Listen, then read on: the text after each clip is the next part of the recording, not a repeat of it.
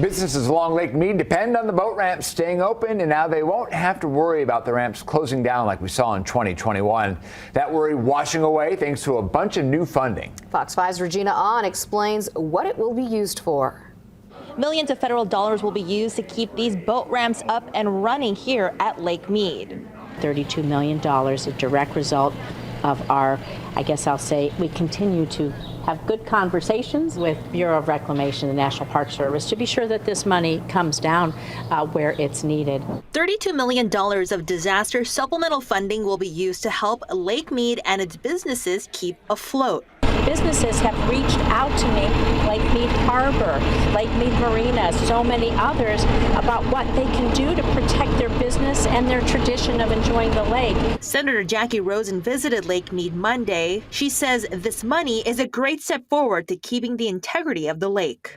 It wasn't hard for me to try to lead these letters to the National Park Service that's going to help us do whatever we need to keep the lake level stable, be sure we keep all of the boat ramps open so that people can come out here and enjoy the natural beauty, see the stars, be with their family, maybe unplug a little bit.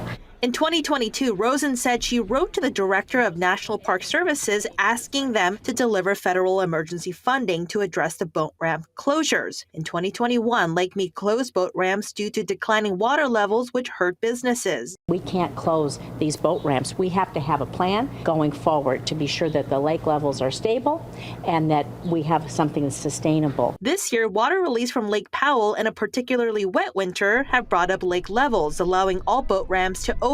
Rosen said she wants to make sure closing ramps will not happen again. These are the kinds of experiences that not just people in our country, but people all over the world to see this natural beauty that really can't be found anyplace else. Gail Kaiser, General Manager of Las Vegas Boat Harbor, says the money will be very helpful. Preparing so that we are better prepared for these major fluctuations that we're now experiencing.